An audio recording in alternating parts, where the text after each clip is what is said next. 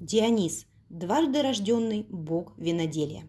Дионис – бог виноделия, представляет плеяду 12 богов, населяющих Олимп. В его честь устраивались грандиозные мистерии, шумные праздники с веселыми песнями, зажигательными плясками и, конечно же, вином, которое лилось рекой. Принято считать, что именно такие мистерии и стали своеобразными прародителями современного театрального действа. Удивительная история рождения или о том, почему Диониса принято называть дважды рожденным. Из греческих мифов известно, что Дионис одним из последних появился на Великом Олимпе, пристанище богов, во главе которых стоял всемогущий Зевс. Его родителями были верховный бог Олимпа Зевс и смертная женщина Семела, которая являлась фиванской царевной и была невероятно красива. Семила носила под сердцем ребенка от Зевса, и в знак особого расположения хозяин Олимпа пообещал ей исполнить любую ее просьбу. Но здесь не обошлось без вмешательства другой женщины, богини Геры, которая нашептала Семеле, чтоб та попросила Зевса явиться к ней во всем величии верховного бога-громовержца. Семела, не задумываясь о последствиях, попросила Зевса продемонстрировать ей свою мощь. И тут случилось непоправимое. Зазвучали раскаты грома, Зевс явился перед Семелой в ореоле сверкающих молний, и вдруг языки пламени в секунду охватили дворец, в котором и находилась фиванская царевна. Так невинное с виду желание послужило причиной смерти Семелы. Но мог ли великий громовержец допустить гибель и своего нерожденного еще сына? Конечно, нет. Он изъял плод из чрева погибшей Семелы, и дабы дать ему возможность окрепнуть и развиться до нужного срока, чтобы в будущем жить самостоятельно, зашил его себе в бедро.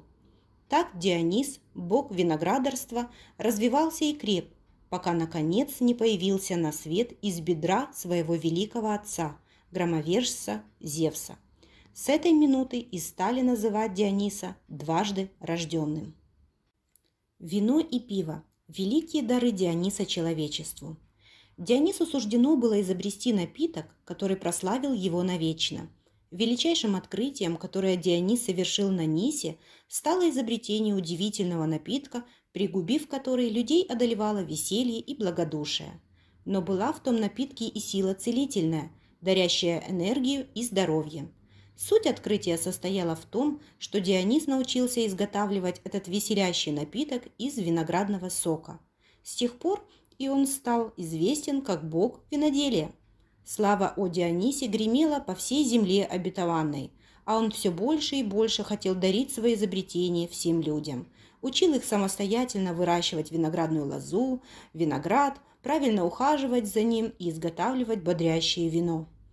Но были на земле места неплодородные, где виноградной лозе, требующей солнца и плодородных почв, было трудно прижиться.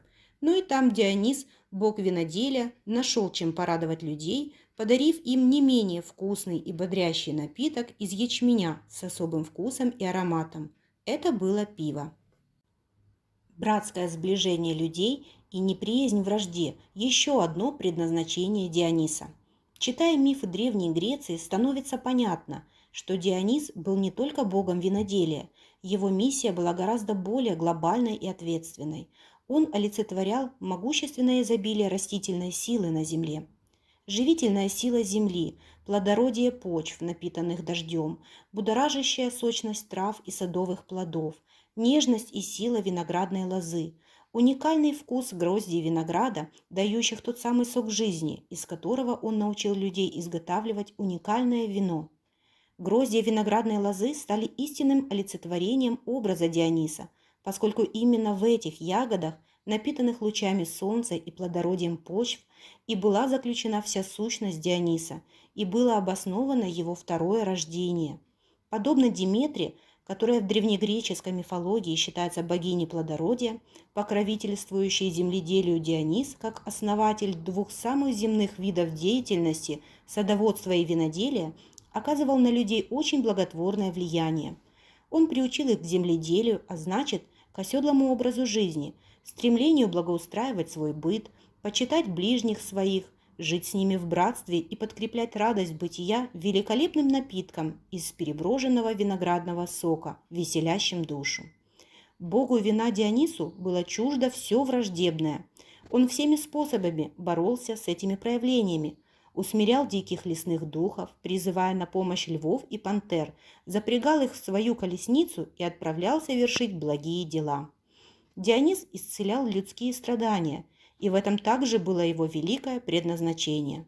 Дионис всегда становился на сторону тех несчастных, кто не был признан обществом или был изгнан из него за инакомыслие. Возможно, именно за эту тягу помогать изгнанным и непонятым бога вина Диониса ассоциируют с некой хаотичной силой, способной привести к непредсказуемым последствиям. Скорее всего, здесь прослеживается намек на то, что чрезмерное винопитие может затуманить разум и привести к непоправимым поступкам. Помимо этого, культ Диониса в определенном ракурсе связывали с подземным миром, где он выступал в качестве связующего звена между миром живых и миром мертвых. Его извечные спутницы и почитательницы божества, которых называли Минады, зачастую угощали умерших специальными подношениями от Диониса. Празднество и вакханалии в честь Диониса. Культ бога виноделия Диониса оказал огромное влияние на развитие древнегреческой цивилизации.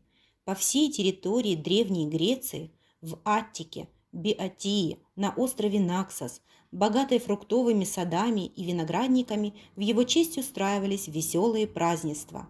Особо интересно проходил праздник в Афинах. Именно там, у подножия Акрополя, и находился храм Диониса. Торжество устраивалось сразу по окончании сбора винограда и разлива молодого вина, и назывался этот сельский праздник «Малые Дионисии». Это был прообраз современных сельских гулянок с нескончаемым весельем, залихватскими шутками-прибаутками, незатейливыми потехами и забавами, веселым переодеванием в ряженых, в грубоватом, безудержно веселом деревенском стиле. Вакх – бог вакханалий. В древнеримской мифологии Дионис известен как бог вина Вакх или Бахус, а мистические празднества с оргиями, устраиваемые в честь восхваления бога Вакха, получили название вакханалий. Этот термин дошел и до наших дней. Сегодня он олицетворяет дикий неуправляемый разгул, разврат и безумную попойку. Но в целом отношение к богу Дионису весьма почитаемое и уважительное, поскольку винопитие и проявление радости в связи с этим освобождают человека от грустных мыслей, тягот и забот бытия, успокаивают проявление страха и придают сил и оптимизма.